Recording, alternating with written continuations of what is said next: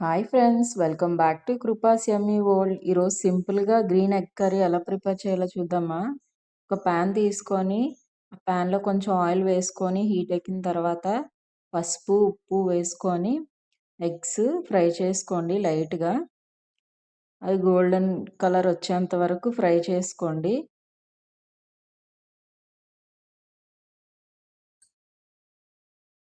Fry అయిన తర్వాత పక్కకి ఒక బౌల్లో తీసి పెట్టుకోండి.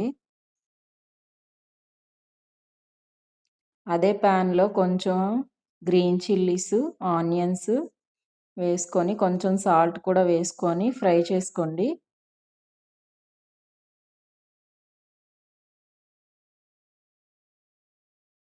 అవి కొంచెం ఫ్రై అయిన తర్వాత కొంచెం క్యాష్యూ వేసుకొని ఫ్రై చేసుకోండి.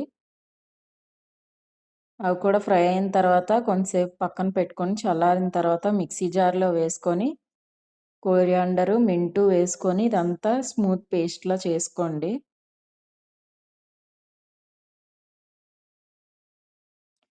ఆ పేస్ట్ని మళ్ళీ ఇంకో ప్యాన్ తీసుకొని ఆ ప్యాన్లో మళ్ళీ కొంచెం ఆయిల్ వేసుకొని ఆ తర్వాత స్పైసెస్ వేసుకోండి. స్పైసెస్ కొంచెం ఫ్రై చేసుకున్న తర్వాత జింజర్ గార్లిక్ పేస్ట్ కూడా వేసుకొని అది పచ్చి వాసన పోయినంత వరకు ఫ్రై చేసుకోండి. ఆ తర్వాత అవి ఫ్రై అయిన తర్వాత మనం మిక్సీ చేసుకుని పెట్టుకున్న పేస్ట్ని కూడా వేసుకొని ఆయిల్ అంతా సపరేట్ అయినంత వరకు కలుపుతూ ఫ్రై చేసుకోండి. ఆ తర్వాత వాటర్ కూడా వేసుకొని ఫ్రై చేసుకోండి ఇంకొంతసేపు 5 మినిట్స్. ఆ తర్వాత సాల్టు, జీరా పౌడర్, ధనియా పౌడర్ వేసుకొని బాగా మిక్స్ చేసుకోండి. ఇంకో 5 మినిట్స్ తర్వాత ఎగ్స్ వేసుకొని ఇంకొంచెం వాటర్ మళ్ళీ కలిపి ఇంకో 5 మినిట్స్ మూత పెట్టుకొని ఫ్రై చేసుకోండి. ఇదే రైస్లో కానీ, వెజ్ బిర్యానీలో కానీ, చపాతీలో కానీ చాలా బాగుంటుంది టేస్ట్.